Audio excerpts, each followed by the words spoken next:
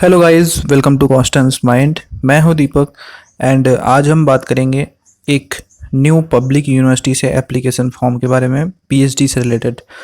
तो यहाँ पर जो एप्लीकेशन है वो 11 तारीख से स्टार्टिंग है। अभी कल से ये एप्लीकेशन स्टार्ट हो जाएंगे। लास्ट डेट 25 जुलाई 2022 रहेगी और यहाँ पर 48 सब्जेक्ट्स टोटल हैं और सीटों की भरमार है। तो सभी लोग आवेदन कर सकते हैं। ये एक गवर्नमेंट यूनिवर्सिटी है और न्यू नोटिफिकेशन है पीएचडी का।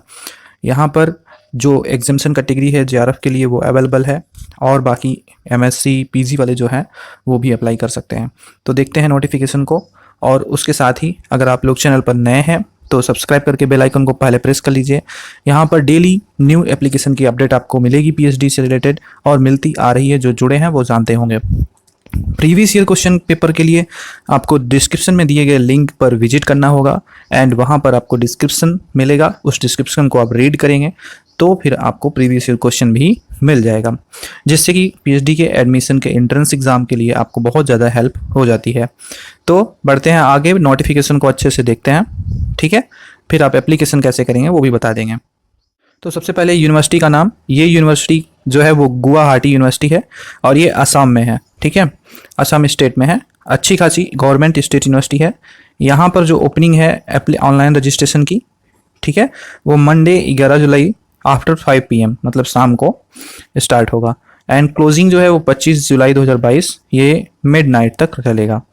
और फिर एडमिट कार्ड 10 को आ जाएगा, 10 अगस्त को, और एग्जामिनेशन आपका 21 अगस्त को होगा एंड उसके अकॉर्डिंग आपका रिजल्ट वगैरह 29 अगस्त को आ जाएगा।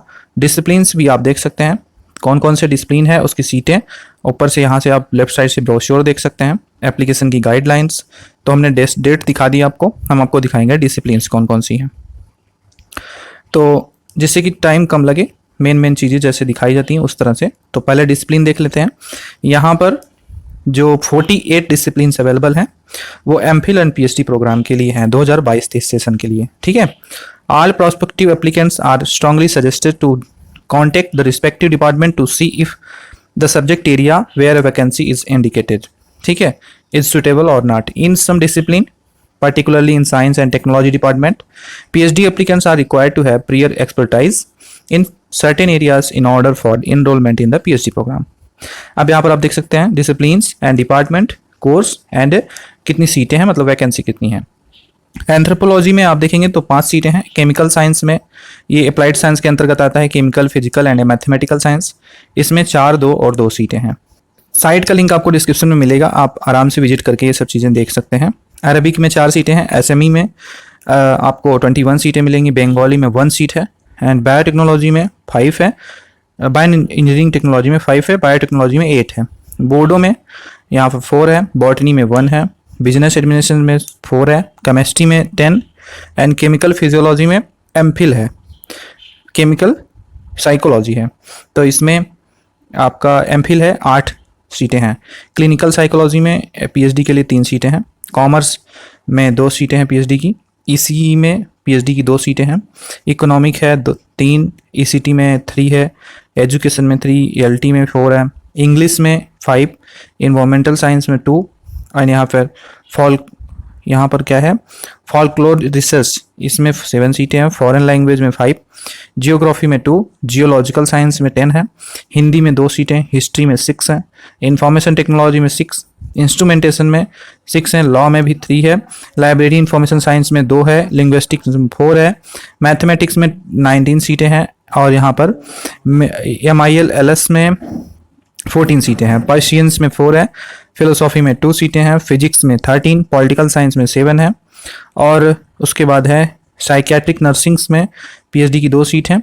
साइकियाट्रिक सोशल वर्क में एमफिल की 9 सीटें हैं एंड साइकियाट्रिक सोशल वर्क में पीएचडी भी है, 5 सीटें हैं। साइकोलॉजी में 4, संस्कृत में 4 है। सोशियोलॉजी में 2 सीटें हैं। स्टैटिस्टिक्स में 4 एंड जूलॉजी में 9 सीटें हैं। तो इस तरह से 14 डिसिप्लिन्स में आप अगर देखेंगे तो इतनी सीटें अवेलेबल हैं, ठीक है। और जो पीएचडी के लिए एप्लीकेशन होगा वो कैप है, मतलब कि सेंट्रल एप्लीकेशन प्रोसेस है। तो ये भी देख लेते हैं। अब एप्लीकेशन की गाइडलाइन सबसे पहले।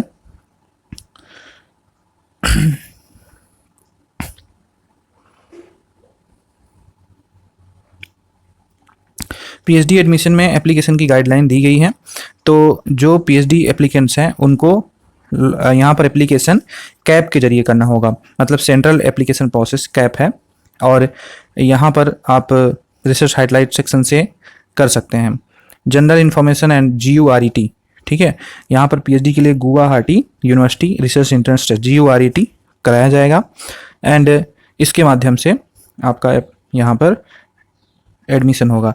एप्लीकेशन फ़ी 1500 रुपये है पर सब्जेक्ट, एंड जो बैंक ट्रांजेक्शन फ़ी है इसमें इंक्लूड है। For admission eligibility please see condition of eligibility. Eligibility देख लेते हैं। जो एलिजिबिलिटी है यहाँ पर वो किसी भी कैंडिडेट का जो भी एप्लीकेशन करना चाहें वो उनका पोस्ट ग्रेजुएट डिग्री होना चाहिए और 55% मार्क्स से कम नहीं होना चाहिए, और जो भी आपका पोस्ट ग्रेजुएट डिग्री है वो या तो GU से होना चाहिए या एनी रिकॉग्नाइज्ड यूनिवर्सिटी और institute in a subject in the faculty of arts, science, commerce, management, law, technology, fine art, engineering and medicine or other professional subject of GU will not less than 55% marks or equivalent grade in the concerned subject may apply for admission into the PhD program in the concerned subject in which the candidate has a master degree, or in allied subjects the minimum marks for SC, ST, OBC candidate and for PWD candidate, मतलब कि जो भी यहाँ पर differentially abled candidate हैं उनका भी, उनके लिए यहाँ पर 50% एलिजिबिलिटी है, ठीक है। SC, ST, OBC वालों के लिए भी 50% है। यहाँ पर GU से होना चाहिए पोस्ट ग्रेजुएट या फिर किसी भी UGC रिकॉग्नाइज्ड यूनिवर्सिटी से भी है तो चलेगा, ठीक है। तो जो स्टूडेंट हु हैव अपीयर्ड और are appearing in their post graduate final examination में also apply for admission into PhD programme, मतलब कि जिनका भी PG कंप्लीट नहीं हुआ है और उन्हें लगता है कि इस बार रिजल्ट आ जाएगा उनको फाइनल, तो वो अप्लाई कर सकते हैं। और इंटरव्यू के दौरान डॉक्यूमेंट वेरिफिकेशन जब होगा तो अगर आप क्वालिफाई करें हैं तो आपको ये चीज़ें रिजल्ट दिखाना पड़ेगा। सिलेक्शन का प्रोसीजर क्या है, तो GURET होगा, 100 मार्क्स का ये टेस्ट होगा, फिर आपका काउंसलिंग होगा।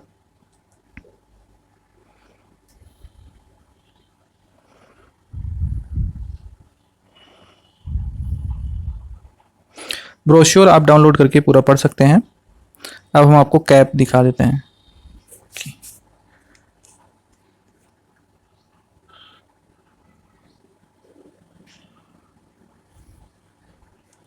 आपको अप्लाई करने के लिए इस सेक्शन में जो कैप सेक्शन है CAP, इसी पे क्लिक करना होगा, और जैसे ही आप इस पे क्लिक करेंगे आप डायरेक्ट जाएंगे इस पेज पे।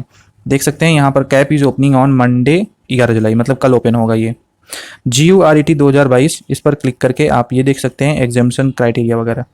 तो GURET the first screening test after the cap for admission into PhD program. ये GU जो है unless and applicants qualify for an examination, उनके लिए नहीं है जो एग्जामिनेशन वाले हैं। Structure and timing and marking क्या है, तो GURET ये ऑफलाइन मोड में होगा एंड ये संडे 21 अगस्त 2022 को होगा। द ड्यूरेशन जो होगा इसका 120 मिनट, मतलब 2 घंटे का। 100 MCQ होंगे, सभी राइट आंसर के लिए आपको 4 मार्क्स मिलेगा, मतलब टोटल 400 मार्क्स का होगा। एंड यहाँ पर 1 मार्क्स डिडक्ट, मतलब 1/4 की नेगेटिव मार्किंग है। और इसका सिलेबस जो है वो यहीं पर आप हियर पर क्लिक करके सिलेबस देख सकते हैं मास्टर कोर्स का। अब एग्जामिनेशन किनको है, तो examination from appearing in the GURET 2022 does not mean automatic admission into the PhD program.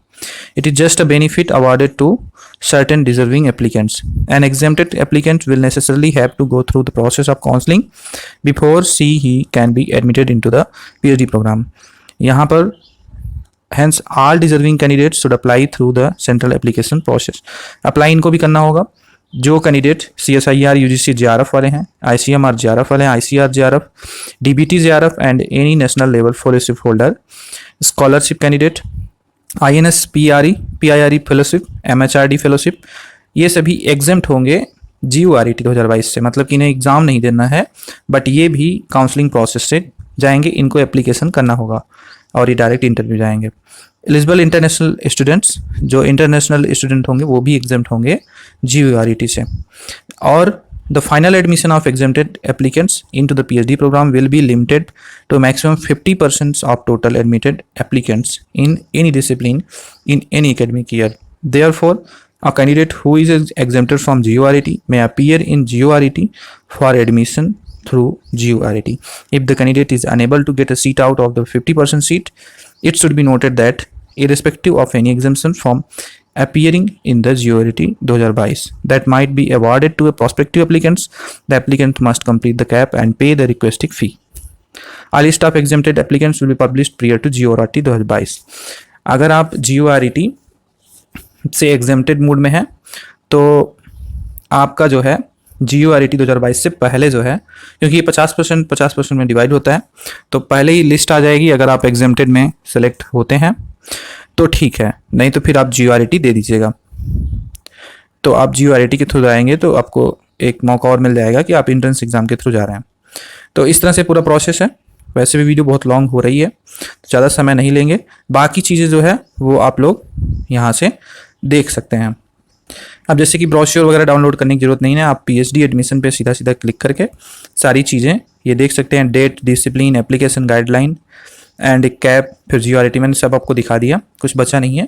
ये यूनिवर्सिटी अच्छी खासी यूनिवर्सिटी है एंड इसका कैंपस वगैरह आप देख सकते हैं, विकीपीडिया पे भी चेक कर सकते हैं। तो अप्लाई करने के लिए कल शाम से स्टार्टिंग होगा या परसों से भी कर सकते हैं। जो भी दिक्कत है कमेंट सेक्शन में आप पूछिएगा, बता दिया जाएगा। एंड अगर आपको प्रीवियस ईयर क्वेश्चन पेपर लेना है तो go through the description link and please follow the Telegram channel for more update like this. Thank you so much for watching here.